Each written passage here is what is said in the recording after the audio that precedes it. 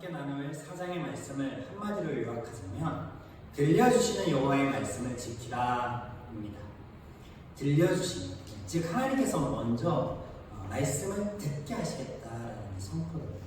그리고 그렇게 들려진 말씀을 너희는 지키라. 그리하면 하나님께서 주시는 땅에서 너희가 살 것임을 말씀하고 계십니다. 1절 이스라엘아 이제 내가 너희에게 가르치는 규례와 법도를 듣고 준행하라. 그리하면 너희가 살 것이요 너희 조상의 하나님 여호와께서 너희에게 주신 땅에 들어가서 그것을 얻게 되리라. 여기에서 살다라는 단어, 너희에게 가르치는 규례와 법도를 듣고 준행하라. 그리하면 너희가 살 것이다 라고 할 때 살다라는 단어, 이 단어를, 이 동사를 문자적으로 보면 생명의 유지를 의미하는 것 같습니다. 말 그대로 하나님께서 이스라엘의 생명을 담보로 그들을 협박하고 있는 것 같습니다. 말씀을 듣고 지켜라. 그래야 너희들이 살 수 있어. 아니면 죽어. 라고.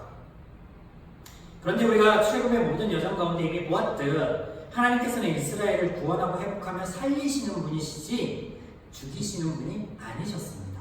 하지만 정작 이스라엘이 하나님을 알지 못하며 하나님의 일하심을 깨닫지 못하였을 때 그들의 입술에서 나오는 고백이 여호와께서 우리를 이곳으로 인도하여 죽게 하시는도다. 우리가 이집트에서 죽는 것이 나을 뻔하였도다. 이집트에 매장지가 없어서 이곳에서 하나님께서 우리를 죽게 하는구나 라고 하였다는 거죠.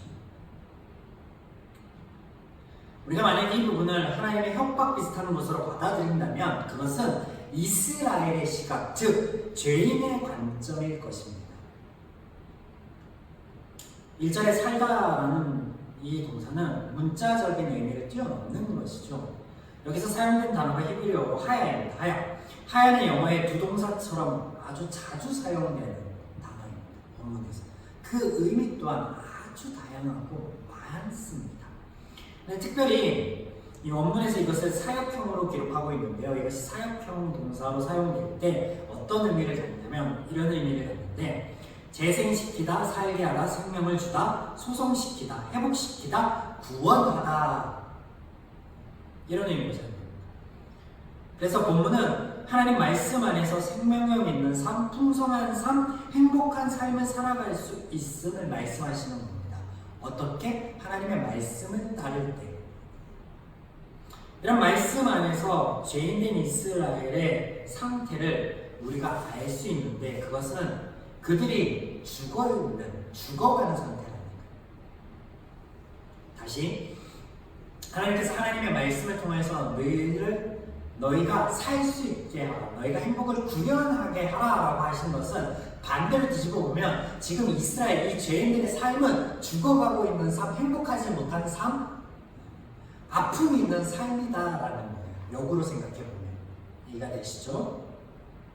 그래서 3절과 4절에 언급된 바알 부올의 사건은 이미 우리가 나눈 바 하나님의 징계나 형벌이 아닌 그들의 죄로 인하여 발생한 연병, 즉 죽음으로부터 하나님께서 그들을 살리고 구원하시는 사건에 대한 기술이 되겠습니다. 시딤에서 이스라엘이 하나님을 버리고 바알을 섬겼습니다. 이때 단순히 바알을 섬기고 그 바알에게 제사 지는 것이 그들 안에서 연병이 돌게 된 원인이 아니었습니다. 여러분, 바알을 숭배하는 것, 바알에게 제사 지내는 것, 그러면 이런 행위 안에서 어떤 결과가 있을까요? 여러분, 바알이라는 존재는 없는 겁니다. 즉, 없는 존재에 대해서 그 존재를 찬양하고 그 존재를 섬기고 그 존재에게 대해서 제사를 지낸다라고 하여서 무언가 새롭게 발생한 일이라는 건 없는 겁니다. 그냥 그들의 행위로 그치는 거예요. 그러면 이스라엘 안에서 연병이 발생하게 된 주된 원인이 무엇이었느냐? 그들이 섬기는 과정에서 이방 여인들과 더불어서 성적으로 아주 문란한 생활을 했다는 거예요. 즉 그들에게 발생한 이 연병은요, 성병이었습니다. 그런데 그것이 얼마나 심하였는지 죽음에 이르게 되었다는 거예요. 하나님께서는 이런 그들의 죄상을 드러내라 하셨죠. 그리고 그것이 그치도록 그들에게 돌이켜서 은혜를 베푸셨던 사건이 바알 사건이었습니다. 이미 나눴었죠. 이 시점에서 여러분이 의문 한 가지를 가질 수 있을 것입니다. 그게 뭐냐면, 목사님, 성경을 모든 성도들에게 읽혀지도록 하나님께서 주신 것이 아닙니까? 그런데 우리가 그냥 그 성경을 읽어서는 그 뜻을 바르게 분별하지 못하고 구별하지 못하고 이렇게 구절구절 꼭 해석해야만 하나님의 바른 말씀을 볼 수 있는 게 이상합니다. 어렵습니다. 이렇게 말씀할 수 있겠죠. 의문을 가질 수 있겠죠. 충분히 이해가 됩니다. 그런데 여러분, 그렇다면 반대로 한번 질문해 보겠습니다. 여러분이 성경을 그냥 그 개역개정 성경을 그냥 읽었을 때 특별히 해석이나 혹은 뭐 이해를 돕는 다른 어떤 여타의 도움을 받지 않고 그냥 읽기만 해서 여러분들이 이해할 수 있는 구절이 성경이 대체 몇 권이나 되실 것 같습니까? 아니 몇 권이나 되십니까? 여러분이 잘 알고 있는 복음서 4권, 역사서 몇 권, 혹은 시편에서의 시편 몇 편, 뭐 이 정도를 제외하고는 그냥 한글인데도 읽어서 이게 도대체 무슨 말이야, 이게 무슨 뜻이야 라고 하는 부분이 훨씬 많습니다. 그런 부분이 한 3분의 2 정도 될걸요. 저도 그래요. 읽으면 이게 도대체 무슨 말이야, 이게 뭐지, 이게 지금 뭐 어떤 상황이야, 아닙니까 여러분? 즉 성경은 어렵고 힘든 게 아니라 성경 자체가요, 해석이 필요합니다. 해석을 필요로 하는 책이에요. 왜냐면 성경은요, 수천 년 전에 우리가 아는 다른 언어로, 우리가 아는 다른 문화에서, 우리가 아는 다른 생활 양식에서 쓰여졌기 때문에 그 갭을 우리가 이해할 필요가 있습니다. 성경은요, 읽혀지는 게 아니라 해석되어지는 책. 하나님께서도 우리에게 성경에 대해서 말씀하실 때 묵상하라라고 하지 단순히 그냥 읽어라, 물론 다독에 대해 말씀하시지만 그런 의미에서 성경을 읽으라고 말씀을 하십니다.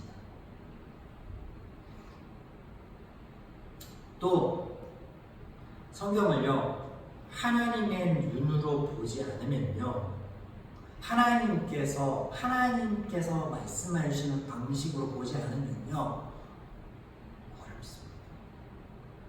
근데 저는 성경이 참 쉽습니다. 왜냐면 하나님께서 보여주시고 가르쳐주신 관점에서 보거든요. 어려울 게 하나도 없습니다. 창세기 강의를 시작하면서 이 성경을 보는 명제에 관해서 제가 이미 선포하였습니다. 그건 뭐냐면, 성경은 하나님께서 당신을 보여주시기 위해 쓰신 책이라는 겁니다. 인간 삶의 군상들 물론 보여주시지만 제 현상 안에서 이스라엘, 그를 위시한 이집트 이런 것들 보여주시기 위해서, 혹은 성경 속의 인물들에 대해서 증거하기 위한 책이 아니라 하였습니다. 또한 이 안에는 하나님의 시각과 관점, 원리 안에서만 우리가 행복을 구현해 나아갈 수 있다라고 하는 하나님의 말씀이 실려있다라고 이야기 나누었습니다.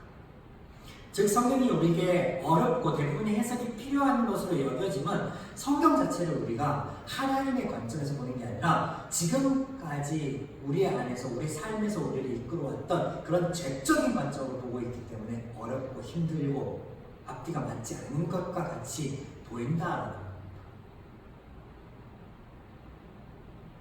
성경을요, 죄적의 관점으로 본다, 이것에 대해서 제가 증명하기 위해서 몇 가지 질문을 드렸던 게 있습니다. 창세기 시작하면서. 그게 무슨 질문이었냐면, 에덴 동산에서 아담과 하와가 일을 하였는가 하지 않았는가, 이런 OX.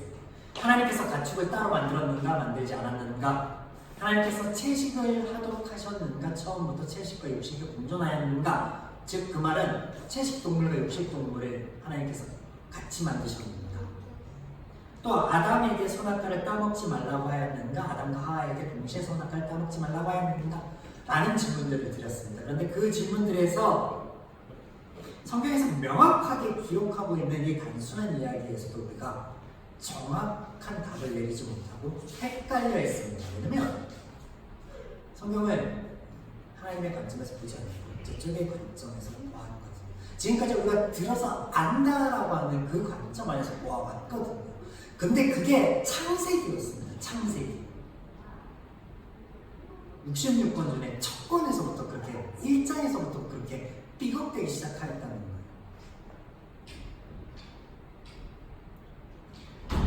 할 말 다 했죠. 그 이후에 나오는 거는 제적 관점 안에서 다르게 보고 엉뚱하게 해석하고 그런 것들이 난무할 수밖에 없겠죠. 오늘 본문도 마찬가지입니다. 하나님께서 조건을 내보시고 그것을 지키면 은혜를 베푸시겠다라고 말씀하시는 것이 아닙니다. 은혜는 조건이 없어야 은혜입니다. 이집트에서 나올 때나 40년의 광야의 여정의 가운데서도 이런 하나님의 은혜가 계속하여서 등장하였고 우리가 그것들을 상고하여 보았습니다. 하나님께서는 이스라엘만을 위한 하나님이 아니셨습니다.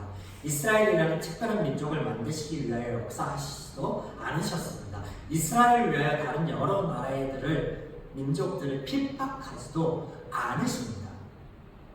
하나님께서 약속의 땅을 밟기 직전에 있는 그들에게 땅에 대한 언급하심을 그들이 그 땅을 밟는 것이 목적이 아니기 때문이었다라고 말씀드렸습니다. 오늘 본문의 말씀처럼 하나님의 말씀과 원리가 아니면 그 땅에서 행복한 삶을 구현해낼 수 없기 때문이었습니다.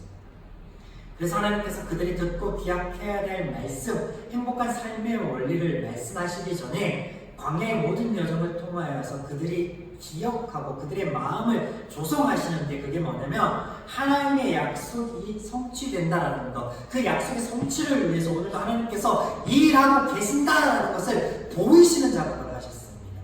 그것이 지난주까지 살펴본 신명기 1장부터 3장까지의 말씀의 핵심이었습니다.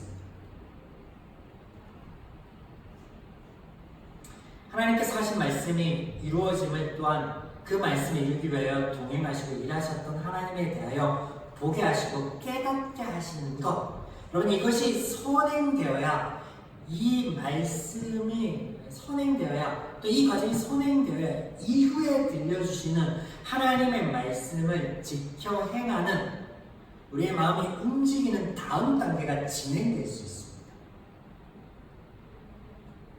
출애굽의 모든 과정 이후에 시내산에서 이스라엘이 하나님과 더불어 언약을 맺는 대목이 이에 해당됩니다. 하나님께서 출애굽하기 직전에 그들에게 너희 나와 언약을 맺을래 하지 않으셨습니다. 출애굽의 모든 과정이 있고 난 후에 너희가 나를 여호와로 믿느냐, 너희가 그간에 알고 또 섬겼던 이방 신들이 없는 존재, 그들이 너에게 무익하다라는 것을 이제 깨달았지. 네, 그러면 나와 함께 너희의 행복을 위해 너희의 구원의 삶을 향하기 위한 언약을 맺을래. 그것이 시점이 출애굽의 모든 과정을 거친 후였다라는 거예요. 신명기 1장과 3장에서 하나님의 약속과 그 약속 안에서 일하시는 하나님을 보이시고 이것을 그들의 삶 가운데서 깨달아 알게 되고 상고해 본 연후에야 오늘 4장의 말씀, 이스라엘이 마음을 다하여 지키고 따라야 될 말씀에 대해서 하나님께서 이야기하신다라는 거예요. 이 시점이 중요한데 그 시점이 중요한 것은 하나님이 바로 죄인들을 배려하신다라는 거예요. 이스라엘의 상황을 염두에 두신다라는 거예요. 하나님이 얼마나 인격적이고 하나님이 얼마나 배려심이고 풍부하십니까? 그런데 그 하나님이 지키면 복, 지키지 않으면 화, 그렇게 단순한 조건문으로 하나님의 말씀을 제시하셨겠느냐는 거예요. 설령 그렇게 하나님께서 쓰여지고 그렇게 하나님께서 이렇게 말씀하신다라고 해도 그 말씀을 보는 우리의 시각은요 달라야죠.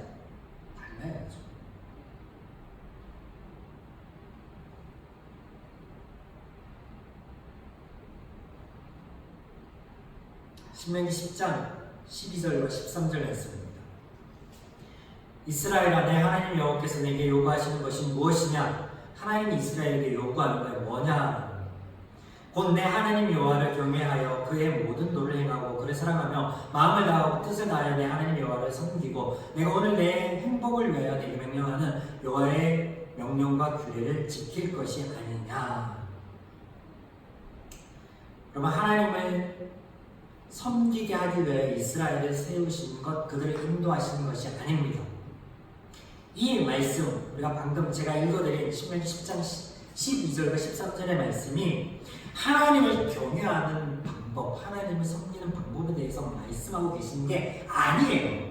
결론적으로 보면 하나님의 말씀을 지키는 것이 행복일진데 그 행복한 삶 자체를 우리가 구현하고 누려 나아가는 것, 이것을 본문에서 뭐라고 해요? 여호와를 경외하는 거다, 여호와를 섬기는 거다라고 말씀하시는 거예요.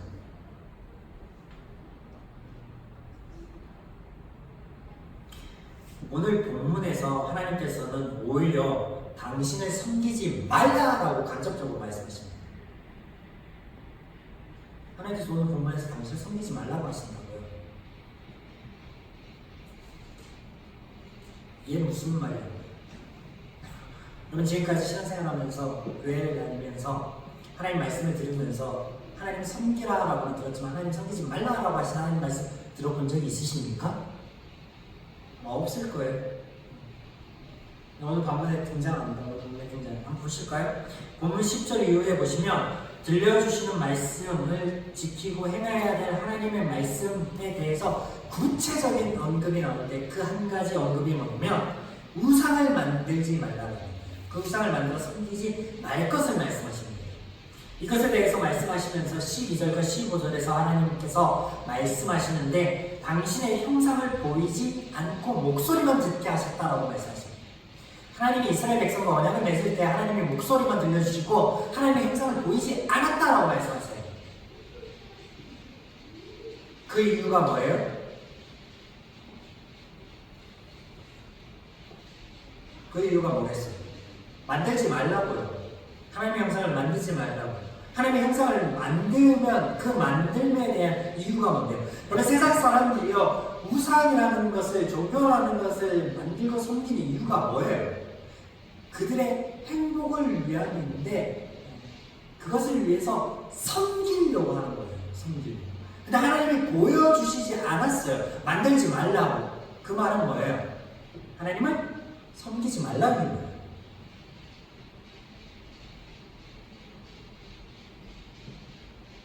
하나님을 섬기지 말라. 여러분 16절에요. 자신을 위하여 보이는 어떤 형태의 우상도 만들지 말라고 하시는 이 말씀 안에서는요. 하나님의 형상도 포함되는 거예요. 하나님의 형상. 왜 하나님이 굳이 호렙산에서 너희에게 불길 중에 천둥과 우레 중에 목소리로만 들려주시고 내 형상을 보이지 않았다는 말씀을 2번이나 언급하시겠어요. 그리고 이것을 왜 너희가 깊이 삼가라라고 15절에서 말씀하겠어요. 마땅히 하나님은요 그 피조물로부터 찬양과 섬김과 예배를 받아야 합니다. 그런데 하나님은 그 사실조차도 그 진리조차도 거부하시는 거예요. 무엇을 위해? 우리의 행복을 위해. 이야, 하나님 정말 참 멋있지 않습니까? 하나님 이런 분이세요. 하나님의 형상을 만들어 섬기는 어떠한 형태도 하나님께서 허락지 않으신다는 말씀이세요.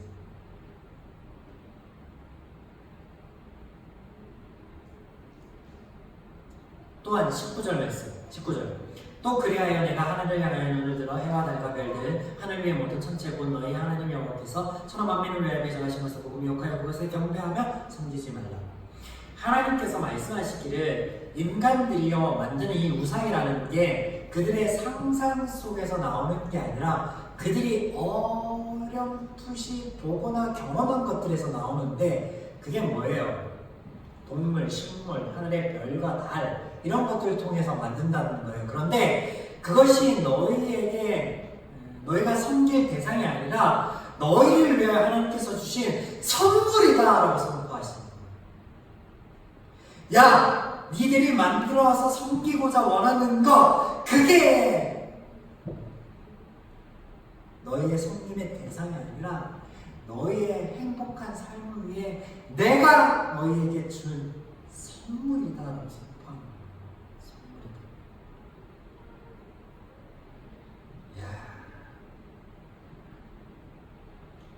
하나님 정말로 여러분,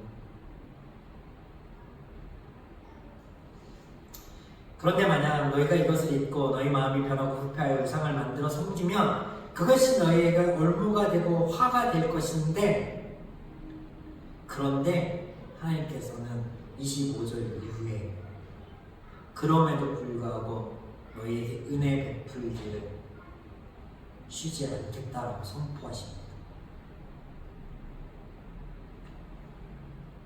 보시면 31절 내 하나님이 여호와는 자비하신 하나님이십니다. 그가 너를 버리지 아니하시며 너를 멸하지 않으시며 내 조상에게 맹세하신 언약을 잊지 아니하십니다.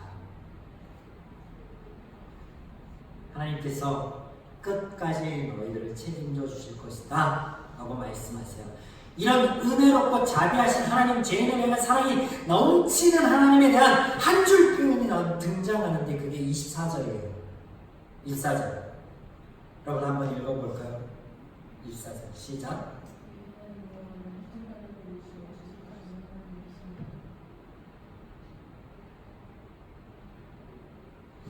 여러분, 우리가 이 말씀을 읽고 드릴 때 우리가 우상을 섬기면 하나님께서 질투하시면 안 되는구나 이렇게 단순하게 이해했습니다. 앞서서 저희가 나누었듯이 바알 부월에 대해서 제가 다시 한번 언급하면서 다른 신이란 없는 거예요. 그리고 인간이 만들어서 섬기는 그 대상이 되는 것은요, 하나님께서 창조하신 것들이에요. 즉 하나님과 교를 대상도 없을 뿐더러 하나님이 질투해야 될 대상도 없는 거예요. 말이 안 되는 거예요. 하나님이 질투한다라는 거는. 그런 질투하는 대상들을 하나님께서 친히 손을 써서 멸하시고 소멸한다는 것 자체가 여러분 말이 안 되는 표현이에요. 이 말은 앞서 말씀드린 대로 은혜롭고 자비하신 하나님, 죄인을 향하여 사랑이 넘치고 그 약속을 끝까지 신실하게 지켜가시는 하나님에 대한 그 하나님의 사랑에 대한 선포입니다.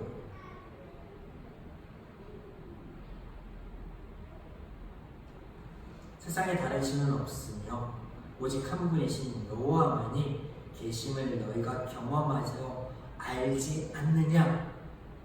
이를 잊지 않고 이스라엘 안에 간직하며 이것을 자자손손에게 가르칠 수 있도록 삶의 증거가 되게 하십니다. 그래서 신명기 전반부에는 이것이 너희 눈에서 너희 마음에서 멀어지지 않도록 떠나지 않도록 조심하라라고 말씀하시고, 또 마지막 부분에서는 세상에 어떤 신이 너희들을 이와 같이 사랑하며 이끄시는 이가 있느냐 그것을 잊지 말라라고 말씀하십니다. 그들 삶에 이것이 증거가 되어서 있다는 겁니다. 그들이 경험하였잖아요. 그들이 경험을 통해서 만나고 알게 되었잖아요. 이스라엘이 그들을 위한 여호와 안에서 그 말씀을 쫓아 그들의 삶을 향해 나아갈 때 이것이 하나님에 대한 증거가 되고 세상의 지혜와 지식이 되어서 많은 이방 민족이 그들 이스라엘을 주목하여 보게 될 것이다 라고 6절과 7절에서 말씀하십니다. 이것이 제사장 나라예요. 하나님과 세상을 향해 달이 놓아야 될 그들의 위치. 마지막으로 41절 이후에 도피성에 대한 말씀을 한 번 더 언급하심으로 4장의 말씀을 마무리 짓고 계십니다. 그럼 도피성이 뭐였어요? 실수로 사람을 죽였을 때 피해 보복을 당함을 면하게 하는 피난처로 존재하는 성입니다. 여러분, 우상 숭배에 관한 말씀하시다가 갑자기 도피성 얘기가 왜 언급될까요? 화제의 전환일까요? 그렇다면 5장에서 다시금 10계명에 대해서 언급하시는 것은 어떻게 이해할 수 있을까요? 아니면 모세의 말이 계속 이어지다가, 모세의 설교가 이어지다가 이스라엘의 그 당시의 상황에 대한 어떤 부연 설명을 하기 위한 삽입구로 그냥 이것을 이해하고 넘어가야 되나요? 그렇지 않다라는 것을 말씀드리기 위해서 제가 이렇게 자서를 푸는 거죠. 왜냐하면 이것을 편집하신 이가 하나님이시거든요. 이런 편집의 의도가 있다는 거죠. 그 의도가 무엇이겠어요? 그 의도가 무엇이겠어요? 42절에 보시면 과거의 원한으로 생명을 보존하기 위함으로써 도피성을 소개하고 있습니다. 또 이 도피성이 요단 동편의 지파들을 위한 도피성이 있습니다. 지금 여기에 기록되고 있는 도피성이 요단 동편의 지파들을 위한 성이었다는 거죠. 여기서 도피성에 관한 말씀은 단순히 제도가 아닙니다. 이것은 이스라엘의 과거의 경험, 하나님에 대한 지혜도 지식도 없어 죽어있던 상태에서 벗어나 하나님의 언약 안에서 생명력 있는 삶을 향해 나아가는 그들 이스라엘의 모습을 대변하는 것입니다. 과거 원한에 매여서 생명을 갖는 그런 죄인의 모습을 되풀이하지 말고 끊어버려라 라는 의미에서 도피성이잖아요. 그 말은 뭐냐면 하나님이 구원하기 이전에 이집트 안에서의 너의 죄된 삶, 하나님과 언약을 맺기 전에 죄로 인하여 죽을 수밖에 없고 영원한 고통 속에 놓일 수밖에 없는 너의 삶, 그 과거로부터 끊어내라. 바뀌어진 존재가 너희들이다 라는 하나님적인 선언, 또 이스라엘의 모습 하나님께서 선언하고 계십니다. 그것들을 그려내는 것으로서의 도피성이 여기에 등장한다는 거예요. 또한 여러분 여기 보면요, 하나님 이곳이 좋습니다 라고 하나님께서 약속하신 약속의 땅에서의 그 땅을 취함이 아니라 머무는 지파들에게 도피성이라는 거예요. 그 말은 뭐예요? 하나님의 말씀을 끝까지 지키고 이행하지 않은 자들이라는 거예요. 요단 동편에 있는 사람들. 그런데 보면 2절에 보시면 하나님께서 하나님의 말씀을 가감하지 말고 빼거나 줄이지 말고 지킬 것을 말씀하신단 말이에요. 그 말씀에 의하면요, 요단 동편에 있는 그들에게는 이와 같은 도피성을 통하여서 하나님께서 주시는 이 은혜에 대한 선포가 이루어지면 안 됩니다. 왜냐하면 그들은 하나님의 말씀을 가감한 존재들이잖아요. 약속의 땅을 취하고 간 이들이 아니라 요단 동편 좋습니다, 여기에 남겠습니다 라고 자신의 속임에 오른 대로 정하여 남은 자들이잖아요. 그럼에도 불구하고 은혜가 그들 가운데 임합니다. 이것은 무엇을 의미합니까? 인간 행위에 따른 보응이 아닌 전적인 하나님의 은혜를 보이시는 행위죠. 왜? 하나님은 그들이 땅을 취한 존재들이기 때문에, 취한 존재들, 취한 존재들이기 때문에 언약을 맺은 게 아니에요. 처음부터 하나님께서 그들에게 구원의 은혜를 베푸셨고 그들 자의로 언약을 맺게 하셨습니다. 그래야 그 은혜를 누리게 하시는 것. 오늘 말씀의 전제는요, 하나님께서 그 말씀을 너희에게 들리게 하겠다, 너희 마음판에 새겨지게 하겠다. 그때 너희들은 그 말씀을 너희 마음에서 떠나지 않게 하라. 그래서 지키는 데까지 이르도록 하라는 말씀이에요. 즉 생명력 있고 행복한 삶을 위해서 그 은혜를 지속적으로 베푸신 하나님에 대한 선포이다. 사장의 말씀이 여기 사장의 말씀. 여러분, 하나님의 말씀처럼 세상 어느 종교 어떤 신이 이렇게 은혜를 베푸시고 보이시는 그런 존재란 없어요. 오늘 우리에게 들려주신 하나님의 말씀은 하나님을 섬기기 위한 종교적 방법론이 아닙니다. 우리의 생명력 있고 행복한 삶을 위한, 이스라엘에게 그러하였듯이 우리에게 또한 그렇다는 거예요. 여러분, 오늘 이 자리에 하나님을 섬기기 위해 있습니까?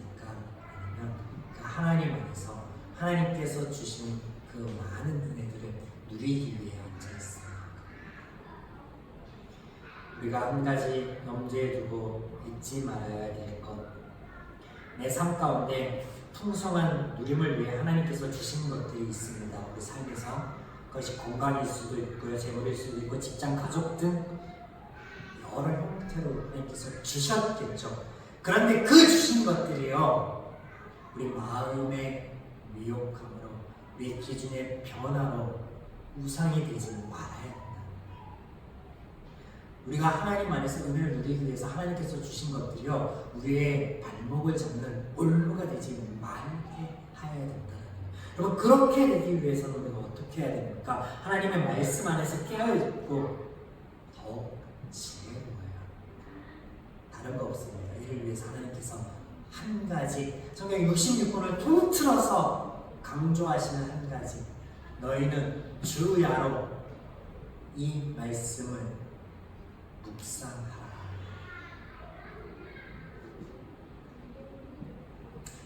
하나님 말씀 안에서 우리의 한 주간의 발걸음이 이렇게 은혜로운 하나님, 그 하나님으로 인하여 행복하였노라고 고백할 수 있는 발걸음이기를 주의 이름으로 간절히 축원합니다.